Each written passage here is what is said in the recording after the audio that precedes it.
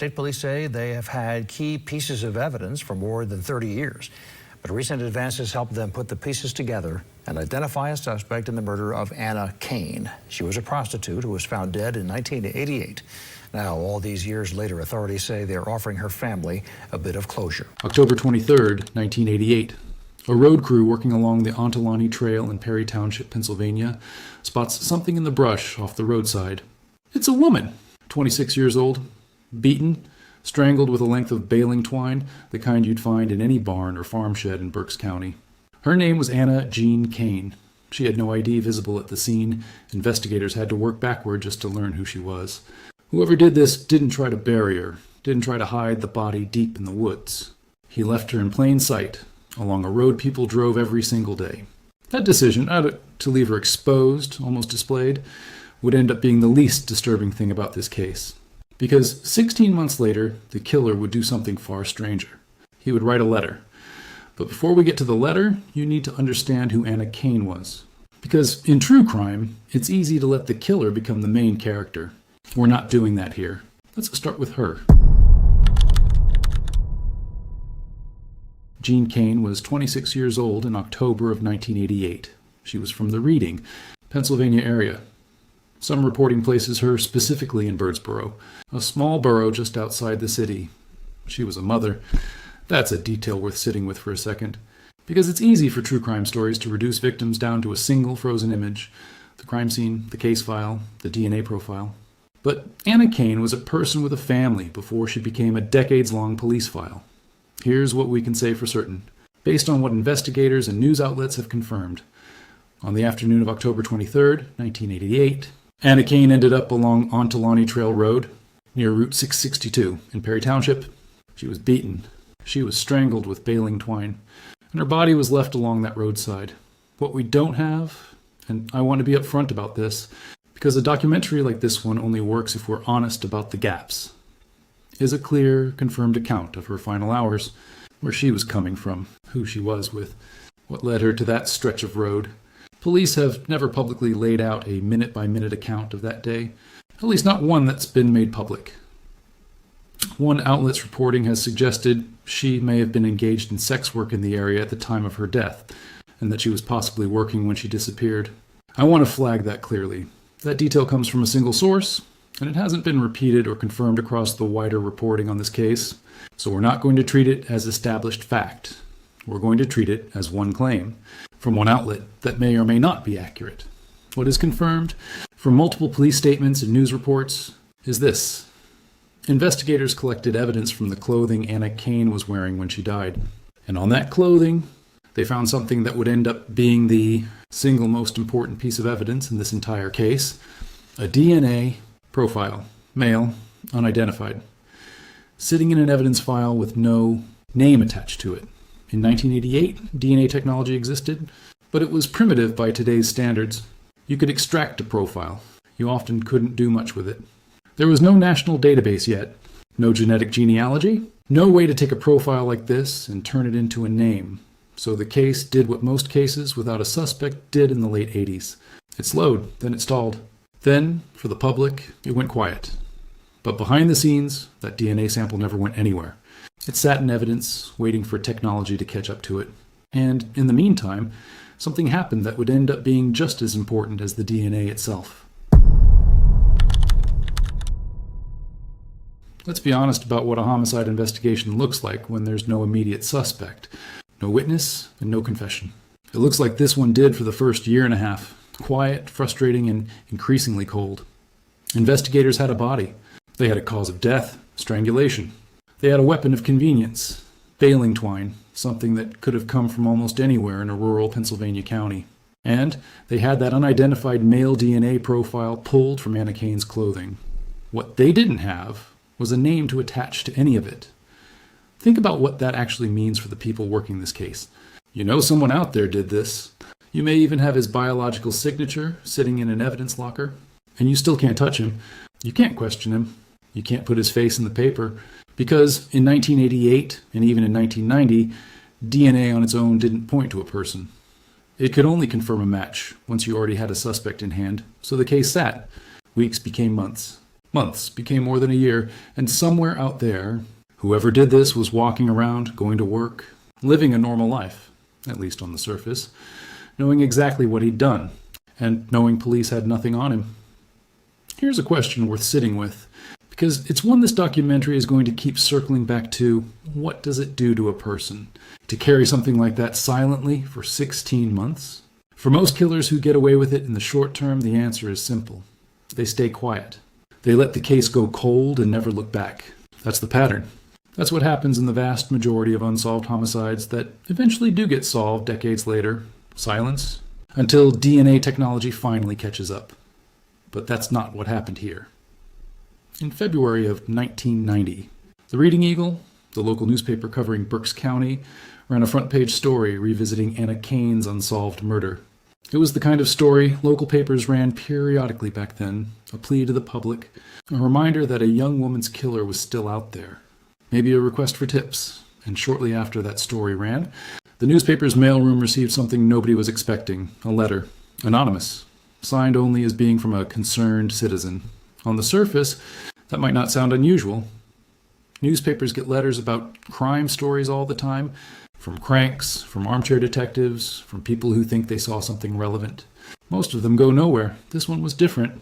And once investigators read what was inside it, they knew almost immediately that they weren't looking at a tip. They were looking at a confession that didn't know it was a confession yet. Here's what we know for certain about the letter, based on statements from Pennsylvania State Police Trooper Daniel Wummer, given publicly at the 2022 press conference on this case. The letter arrived at the Reading Eagle in February of 1990, 16 months after Anna Kane's murder. It was signed only as coming from a concerned citizen. And according to investigators, it contained what they described as numerous intimate details about the homicide. Details, they said, that led them to believe the person who wrote the letter was the person who committed the murder. I want to pause here, because I think this is the moment that separates this case from almost every other cold case you've ever heard about. Most unsolved murders stay unsolved because the killer disappears into silence. He doesn't reach out. He doesn't engage. He lets the investigation die a slow, natural death. And as the years pass, so does the public's memory of the victim. This killer did the opposite. With no one closing in on him, no suspects named, no forensic breakthroughs, nothing forcing his hand, he made a choice to insert himself back into the story, voluntarily, in writing. Why would someone do that? This is where I have to be honest with you. We don't know. Not for certain. Investigators have never publicly offered a confirmed motive for the letter, and neither should we pretend to know one. But true crime psychology gives us a few working theories, and it's worth walking through them, clearly labeled as theories, not facts. One theory: the letter was an attempt to relive the crime. Some offenders, criminal psychologists have noted in other cases, feel compelled to stay close to their crimes. Through media coverage, through returning to the scene, sometimes through direct contact with investigators or the press. It's not confession in the traditional sense. It's closer to control, a way of staying inside the story he created. A second theory: guilt, or something adjacent to it, not necessarily remorse in the way we'd hope for, but an inability to simply let the case, and the memory of what he did, sit unspoken forever. A third, more unsettling theory: the letter was a kind of test, a way of seeing how close investigators actually were, without giving them anything they could act on, almost daring them. We don't know which of these, if any, is correct. And here's the thing: even now, with the case technically solved, we still don't know, because the man who wrote that letter was never questioned about it. Not in 1990, not in 2002, not ever while he was alive. What we do know is this: whoever sealed that envelope in February of 1990 licked the flap to close it. He had no idea that decision would end up being the single piece of evidence that identified him 32 years later, because saliva contains DNA. And in 1990, nobody sealing an envelope was thinking about genetic genealogy, because genetic genealogy as an investigative tool didn't exist yet. It wouldn't exist in any meaningful law enforcement capacity for almost another 3 decades. So investigators did what they could do in 1990. They held onto that envelope. They tested what DNA technology of the era could pull from it, and they found a match. The DNA on that envelope was the same male profile. already sitting in evidence from Anna Kane's clothing. Confirmation, the letter writer and the killer were very likely the same person, but confirmation of what exactly? They had a DNA match. They still didn't have a name, and that's where this case would sit. A confirmed DNA link between a killer and a taunting, intimate letter with no identity attached to either for the next 8 years.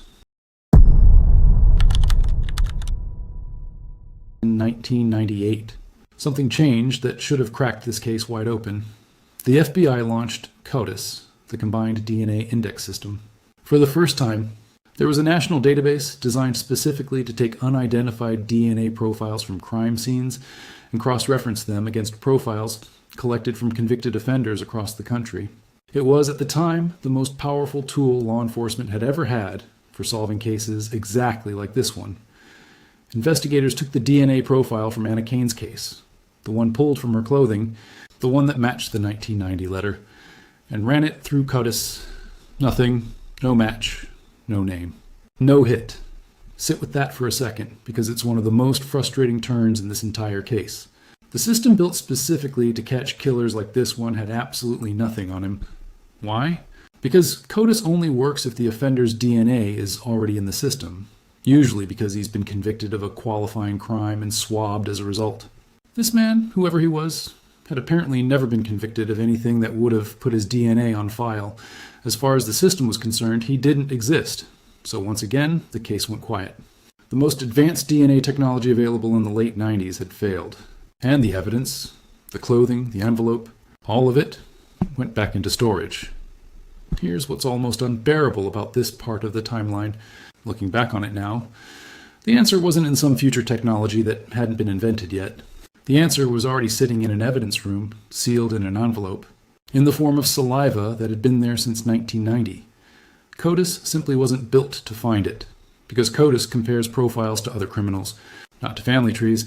What this case actually needed wasn't a bigger database of criminals. It needed a completely different kind of technology, one that could take an unidentified profile and trace it outward through distant relatives, most of whom had never committed a crime in their lives and had simply voluntarily uploaded their own DNA to consumer ancestry websites for reasons that had nothing to do with catching killers. That technology didn't really mature into a reliable investigative tool until the mid-2010s. It wouldn't be applied to this specific case until 2022. So for now, in 1998, the case goes cold again. But it's not the last time this killer's name would almost surface. Because 4 years later, in 2002, he'd resurface in a completely unrelated case and leave behind the exact same signature that would eventually expose him.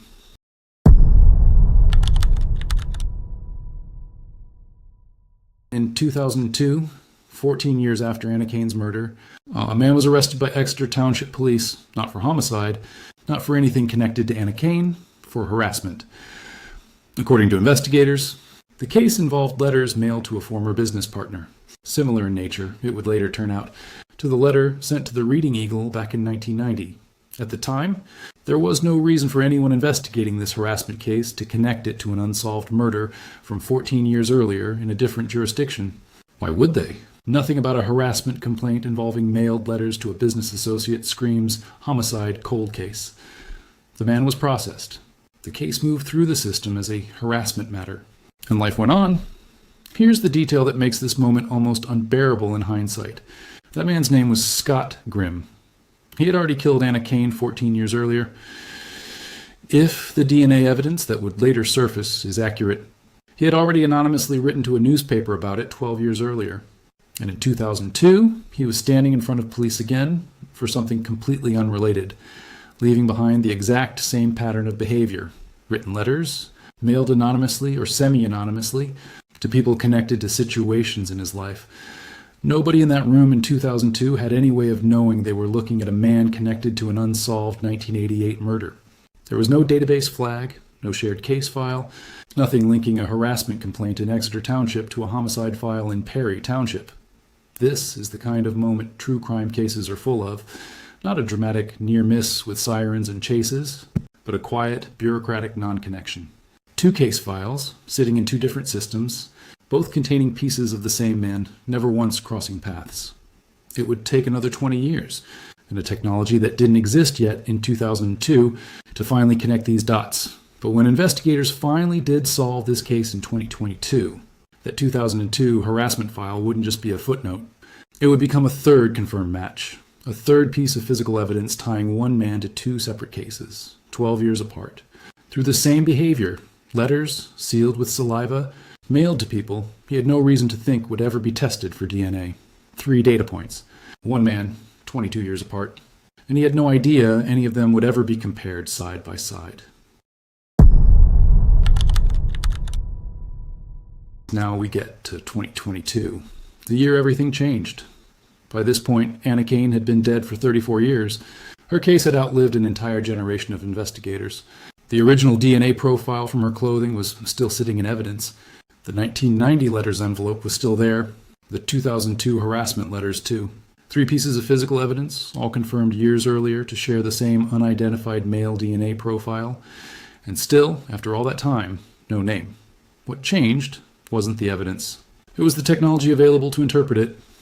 Investigators sent the DNA profile to Parabon NanoLabs, a lab in Virginia that had become known for helping law enforcement agencies crack cold cases using forensic genetic genealogy, the same broad category of technique that had famously identified the Golden State Killer a few years earlier. Here's how this actually works, in plain terms, because it's worth understanding rather than just accepting as movie magic. Genetic genealogy doesn't compare a crime scene DNA profile against a database of criminals like CODIS does. Instead, it compares that profile against enormous public genealogy databases, websites where ordinary people with no criminal history whatsoever have voluntarily uploaded their own DNA to research their family trees, find relatives, trace their ancestry. The unidentified DNA from Anna Kane's case wouldn't necessarily match a criminal in this kind of database, but it might match a third cousin, a distant relative who had no idea their DNA would ever be used this way, who had simply been curious about their family history. From there, genealogists build outward, constructing family trees, cross-referencing ages, locations, and other identifying details, narrowing a pool of thousands of possible relatives down to a small handful of specific individuals who fit the profile. That process, in this case, led investigators to one name, Scott Grimm, a native of the Hamburg, Pennsylvania area, someone who would have been 26 years old in October of 1988, the exact same age as Anna Kane. But a genetic genealogy lead isn't proof on its own. It's a direction. So investigators went and got the real thing, a direct DNA sample connected to Grimm himself. Here's something worth pausing on, because police never fully explained it. Officials did not publicly detail how they obtained that direct sample. Grimm, as we're about to explain, was no longer alive by this point. So this wasn't a simple matter of walking up and asking for a cheek swab. Whether it came from a discarded personal item, a surviving relative, or some other method entirely, was never disclosed in the public statements about this case. That detail remains, as far as public record goes, unknown. Whatever the method, once they had that direct sample, the Pennsylvania State Police Lab ran the comparison, and it wasn't close. The direct DNA sample from Scott Grimm matched the DNA profile from Anna Kane's clothing in 1988. It matched the DNA on the envelope sent to the Reading Eagle in 1990. And it matched the DNA on the letters from the 2002 harassment case in Exeter Township. 3 separate pieces of evidence. 3 separate moments in time, spanning 14 years. All pointing to the exact same man. After 34 years, Anna Kane's killer finally had a name. There was just one problem. And a dead man in August of 2022, Pennsylvania State Police and Berks County District Attorney John Adams stood at a podium in Reading and said his name publicly for the first time, Scott Grimm. For 34 years, this man had never once been named as a suspect, never arrested for Anna Kane's murder, never questioned about the 1990 letter, never connected, not while he was alive, to the harassment case in 2002, even though, as we now know, the 2 cases shared the same handwriting on the same pattern of behavior. He simply lived his life, and in 2018, 4 years before investigators would finally say his name out loud, Scott Grimm died, of natural causes, at 58 years old. Let that sink in for a moment, because it's the gut punch at the center of this entire story. The man who killed Anna Kane got to grow older than she ever would. He got to live an entire life. 30 years of it, after leaving her body along that roadside in 1988, without a single day spent in an interrogation room, without ever once being publicly connected to her death. He died quietly, naturally, presumably surrounded by whatever life he'd built for himself in the Hamburg area. He never faced a courtroom, never faced Anna Kane's family, never had to answer a single question about February 1990, or about what led him to that road in October 1988. At the press conference, DA John Adams addressed this directly, saying that because Grimm was deceased, he would never face the justice that everyone would hope for in a homicide case like this, but that the case had been solved and that the family had at least been given some closure. It's worth sitting with how strange that outcome actually is. This documentary opened with a man who left a body in plain sight along a public road, almost as if he wasn't afraid of being found out. And it closes with that same man having lived out his entire remaining life in plain sight too, in his hometown, under his own name, never once hiding from a case that, unbeknownst to him, contained his DNA the whole time. He wasn't caught because he made a mistake at the end. He was caught because of a mistake he made in 1990, sealing an envelope that took 32 years for technology to catch up to. Trooper Daniel Wummer, speaking at that same press conference, acknowledged something important, that because Grimm was deceased, there were a lot of questions that were never going to be answered. He said investigators were still hoping people who might have known Grimm, who might have known whether he ever crossed paths with Anna Kane, would come forward. As far as public record shows, the investigation into exactly how and why this happened remains, in key respects, incomplete. Not because police stopped looking, but because the one person who actually knew the full story took it with him in 2018. Here's where this case actually leaves us. We know Anna Kane was 26 years old when she was murdered in October of 1988. We know how she died and roughly where. We know, with a very high degree of confidence based on 3 separate DNA matches, who killed her: Scott Grimm, a man who would have been exactly her age at the time. But here's everything we don't know, and likely never will. We don't know why he wrote that letter in 1990. What made a man who'd gotten away clean decide to reach back into a case that had no leads and no suspects? We don't know what connection, if any, existed between Scott Grimm and Anna Kane before that day in October 1988. Did they know each other? Had their paths ever crossed before? Police have never confirmed a relationship of any kind. We don't know his motive.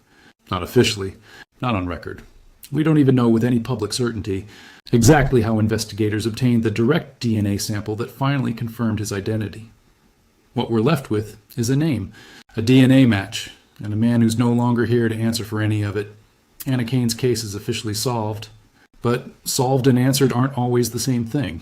And for her family, for anyone who spent 34 years wondering, that gap between the two might be the hardest part of this story to sit with.